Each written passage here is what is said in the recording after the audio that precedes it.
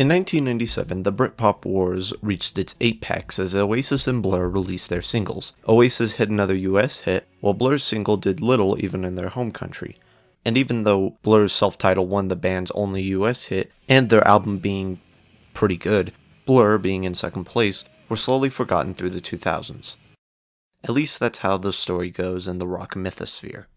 The reality is Blur were never on the same level as Oasis. Blur were a cultured, polite, quiet, ambitious, and even weird band. They began in shoegaze with Leisure, moved into Britpop in their follow-up Modern Life is Rubbish, which had a lot of songs about living through the lens of British culture, which continued through their biggest and most acclaimed albums, The Great Escape and Parklife, which held them back from any hit space in the States. And that self-title was odd. For every country sad ballad man its song True, there was Strange News from Another Star or Death of a Party.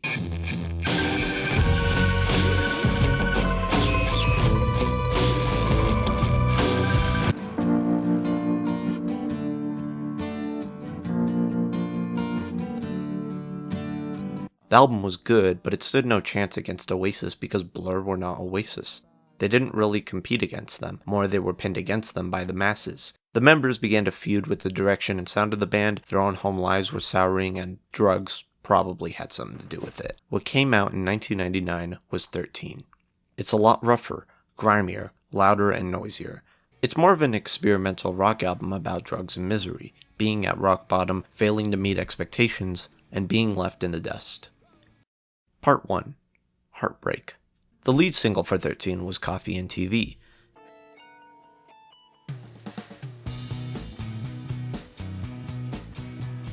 It's also the only song besides Tender which both fit in the mold of the stereotypical Blur song and appeared in the compilation album. It's built out of a memorable and catchy guitar riff, sounding closer to Blur's older material. The lyrics contain the tired and true method of happy sound with depressing lyrics, about feeling left out in the cold from a world which only wants you put back down at every moment you break out of your shell.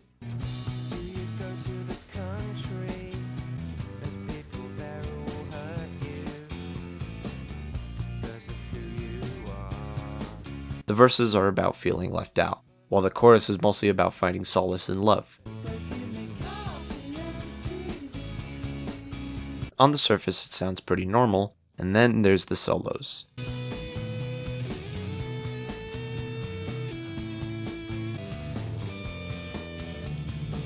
There are 3 different guitar solos through the track, none of which fit that calmer tone. It gives the hint that this pain the narrator feels bleeds out more than they realize. Because these shredding guitars are piercing and unpleasant, probably because this idealized relationship is too. It ends with a warm organ, which almost sounds like it's being played for a funeral.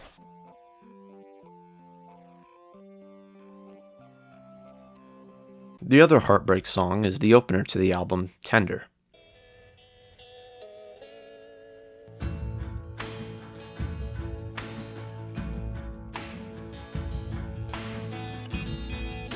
Tender is a bluesy rock song about the desire for love, waiting for that feeling to come. There's a church choir singing pleas for the narrator to get through their pain, singing Heal Me, which ends up sounding like Kill Me. Because the song, again, is melancholy in minor key.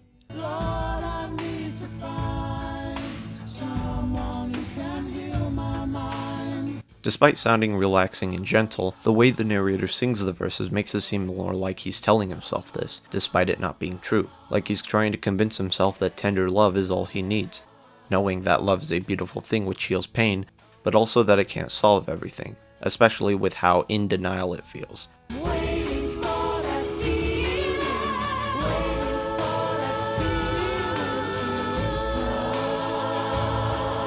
Tender speaks entirely for itself. Its ambiguous self-loathing, dense mixing, echoes, and tired tones strengthens its desperate mood. Part 2. Anger. Bugman is by far the most brutal of the songs, filled with wild distortions and industrial noises as the song flies by. It's the first song with the strange alien motif.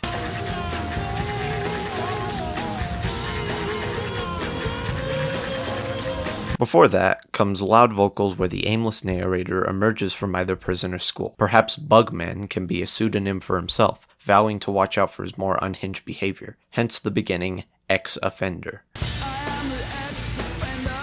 It's not easy to pinpoint what the song is about, but the song itself is a fucking blast. It's loud, fun, and overloaded. It feels free, especially towards the end.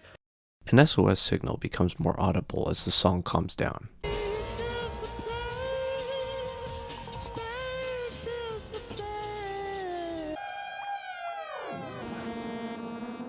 Has them either thriving in freedom or dreaming to be away, in a dark, lonely, isolated void where 1992 contains a foreboding instrumental with sparse lyrics of the narrator's internal torment. I have 3 interpretations of this song. A, the narrator was rejected by this person who has moved on. You love my bed. You took the other instead. B, the narrator was cheated on and left alone, thinking their partner was happier with someone else. You got the other instead. C, the narrator's partner left, due to their problems, has left the person alone to only speculate how they got there. But don't you feel low? I was being bleed. This is because the song implies the narrator looks at their relationship from a purely business point of view.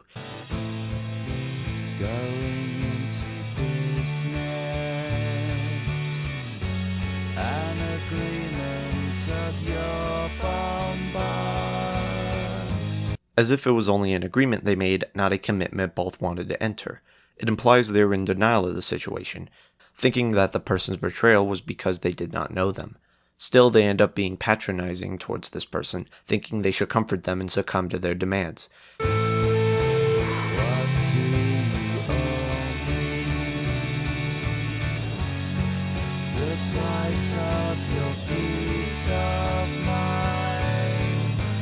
It seems that the relationship is artificial and broken, with the narrator only able to process it in spite and sarcasm. The guitar solo in the middle feels slowed down and sickly. The song continues to build up forever, with a subtle piano and synth playing distorted in the noise, various vocal samples and instruments lost in the wave of wobbly, unstable noise, only with the main riff and drum acting like a heartbeat in the chaos. The song ends with harsh walls of bass and noise as the instruments fall apart into reject and decay. Directly after 1992 comes BLUREMI. It sounds nothing like 1992.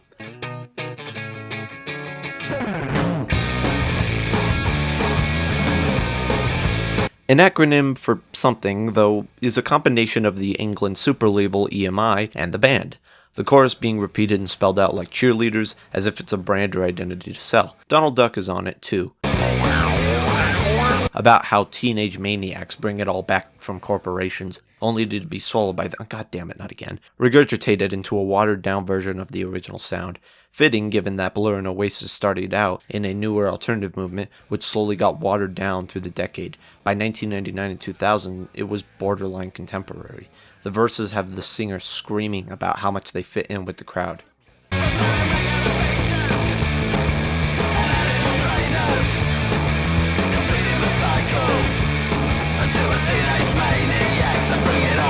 I mean, the fact the band are yelling it is also because they're insecure about it and don't believe it, but if they say it loud enough, no one will really notice.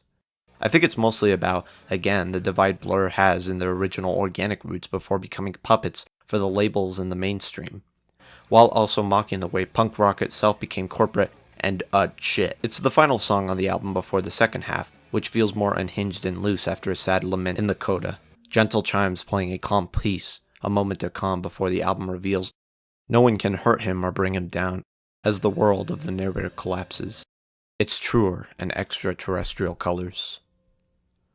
Battle could be about sex, communication, or holding on to yourself. It's hard to tell, given that this song has a very alien and disconnected sound to it. In fact, the whistles in the track sound a lot like the X-Files theme.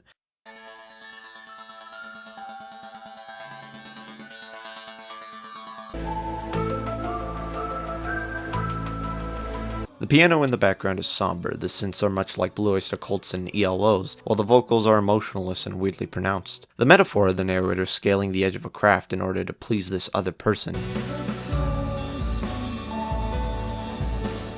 seems to imply that. If it does, this is completely passionless and inhuman.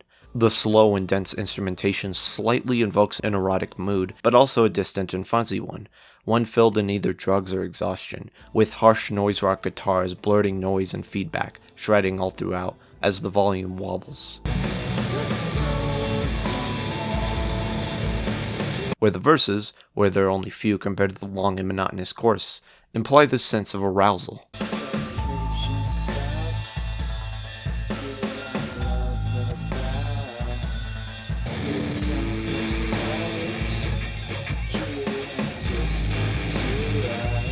The narrator is some great craft traveling from afar, unknown to the receiver, to be gawked at, to be praised. At the same time, the verse right after implies the anger and destruction of the narrator might be more threatening than alluring, putting them in the place of a foreign alien invading, which could also turn this song purely metaphorical, as if the alien force could be a disease or thought which invades the host and assaults their senses.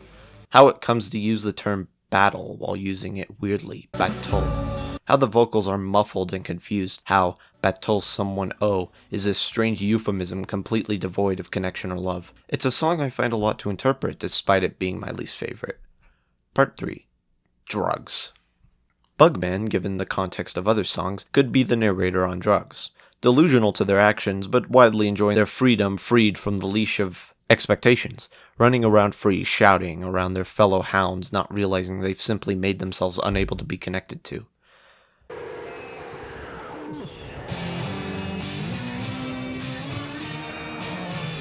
Swamp Song, like with Bugman, has the narrator shouting for freedom and looking for joy, wanting any way to have it. They sing as they wish for any kind of thrill. The lyrics are slurred and distorted as he screams out of his mind, referencing salvia. I swear at one point Al Barnes sings that penicillin a bit before stick it in my veins.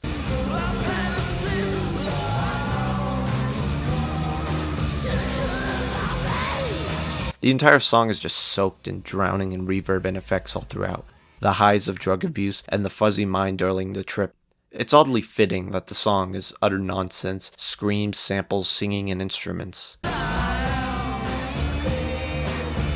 Especially once the breakdown kicks in, with the maniacal laughter.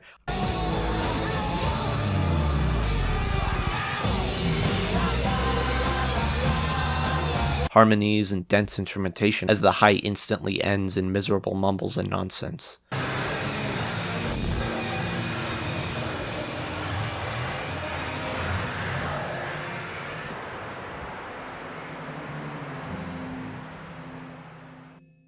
Mellow Song is the opposite of Swamp Song.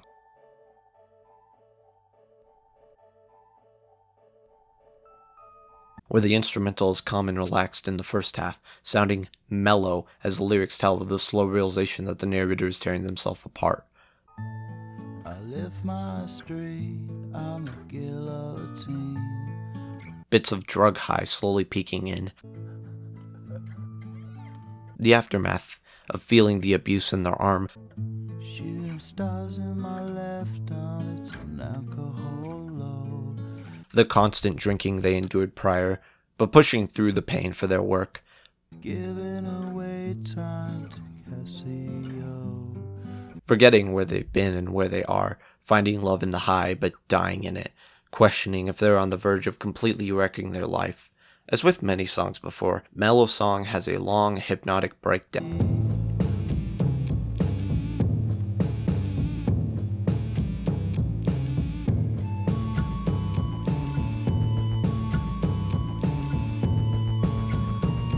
Strange samples, whispers, scratches, and whistles as the psychedelic anthem plays with the narrator in their lowest place. It sounds vaguely desert and hallucinogenic as their life melts into the final anthem of the high is the tipping point.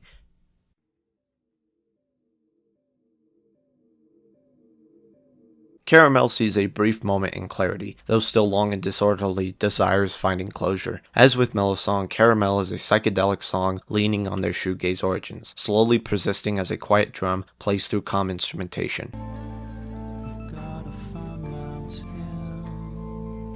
At this point, the drugs and coping aren't helping, and they know they're at an all-time low.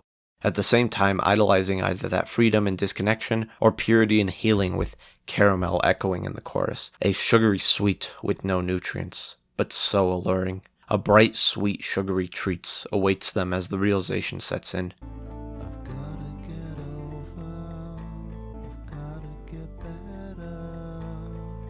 He wants an easy way out, praying and pleading for an escape from their torment. The song is long and dragged out as the high-pitched vocals sing like a depressing bird song. The vocals are strange and alien, the segments are blistering and distorted, disorderly and aimless. Even with the return of the organ from Coffee and TV,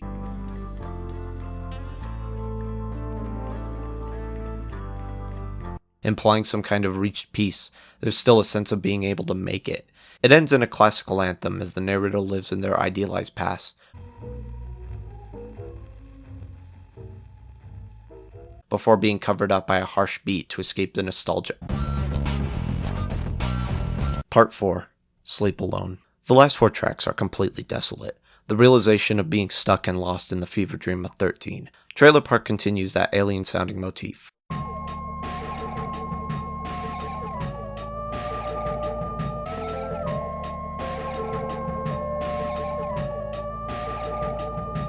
However, here it sounds more like a dream with the reverb in the mixing. The chimes in the song are more loose and cold, where the cold loneliness of living at the bottom sets in for the narrator. This song is probably much closer to the band's actual story, like Blur EMI, more directly towards the band's reputation and how it affected them. It has a slight sense of contempt because it implies the band's loss to the Rolling Stones makes them the Beatles. Allegories. The song mostly repeats the chorus as the narrator processes being a simple country boy, being propped up as a model of urban culture with rock, growing old and unable to deal with the turmoil.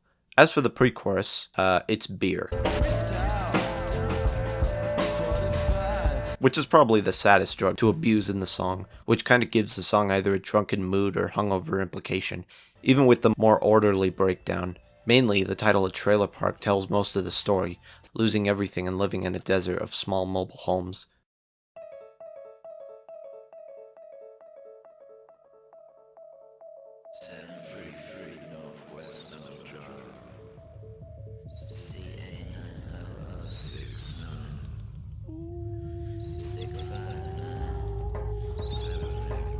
Trim Trab is probably the most fitting conclusion for the drug-fueled, self-loathing, loveless, and sarcastic tracks. A song about having an old pair of aging shoes that were hip when you were young.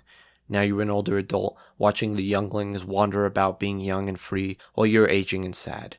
Where young teens and adults are constantly traversing the world at 1,000,000 miles per minute. The narrator here.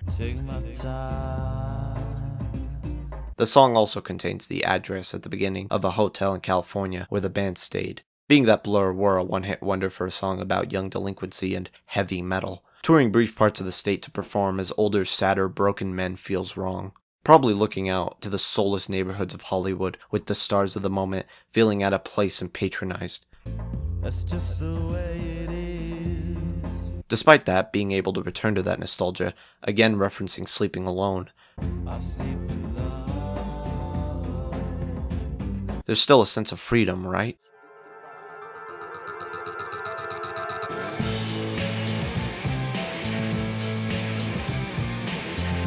The song erupts into a massive panic attack. Noisy guitar returns shrieking and squealing as the vocals become distorted and muted. The subtle realization that they aren't free.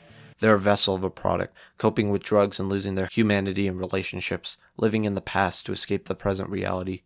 By the end, the guitars and screams become muffled into a gargle of feedback, noise, and screams. Before the song comes to a natural close, as everything slowly breaks down, the noise stops.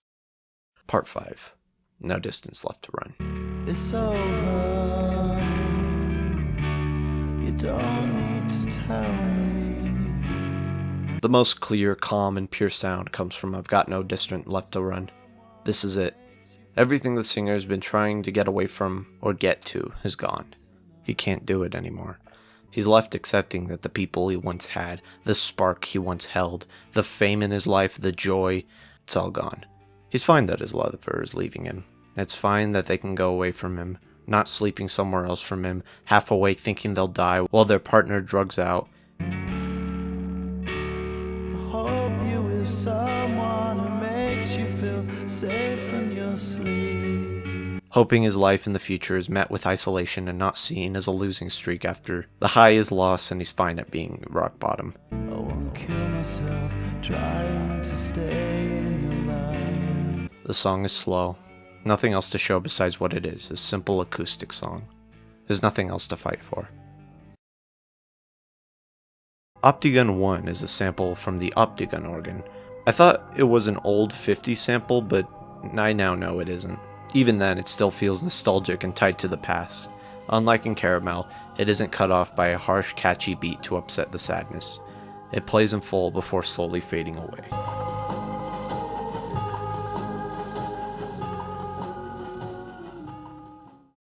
Some additional notes. The album is called 13 both because of its theme and juvenile freedom, but also in the sense that the emotional angst of it is similar to the breakup of a middle schooler, especially if it's for much longer and perhaps felt a bit more real. Swamp Song and Mellow Song are both about drug abuse, hence them being called song, with Swamp Song being a celebration of filth and hedonism, while Mellow Song is more about getting high. The alien motif is most present on songs where the drug abuse dehumanizes the narrator, or in the desire to escape into a purposeless void. The free youth motif comes in periods when they're deludedly free and expressful, but also at the shackles of a broader identity and purpose. The breakdown in Trim Trab still has numb and emotionalist lyrics beneath a brutal wave of instruments. The la-la-las throughout the album grow weaker and weaker as it carries on. It is strange how noisy and abstract this album can be at times. Even with the eerie tracks on the Magic Whip, nothing Blur has released sounds like this. Nothing any band has sounds this painful. The most important theme I missed on my two first attempts breaking down the album was losing. Before, because I treated it as a narrative concept album and not a thematic album, I missed most of the themes of loss. Tender's plead for love and affection at the hands of a dying relationship. Bugman embracing freedom and ignorance at the cost of social acceptance. Coffee and TV's desire for a stable, cozy relationship in the face of a cruel world. None of these requests and wants get fulfilled. Swamp Song and Mellow Song have the drug abuse turn into a depersonalized, broken man losing his mind. 1992 has a relationship turn distant and cold. Trailer Park has the desire for stability to leave the narrator stuck and isolated, but also without opportunity, trapped in a gutter of misery. Trim Trab leaves them stuck in their own nostalgia and youth, with Caramel trying to find an escape away from the inevitable schism. Blur and My and Trailer Park also both allude to the fate of the band, to be stuck in the shadow of losing. 13, to me, is about losing and the pain which comes from it. It just sounds like it's hurting.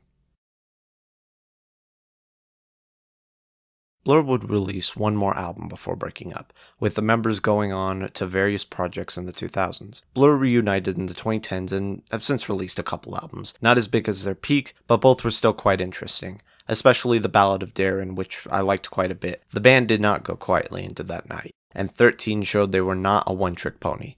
They were a horse. It still surprises me even so after listening to all of Blur's other albums. It sounds so harsh and painful throughout. It sits next to a lot of industrial noise rock, and it's strangely ambitious in its presentation. 13 is the album that came out of pain and torment. It came out of being past your prime and withering away as the world moved on, leaving you only as a footnote in someone else's story.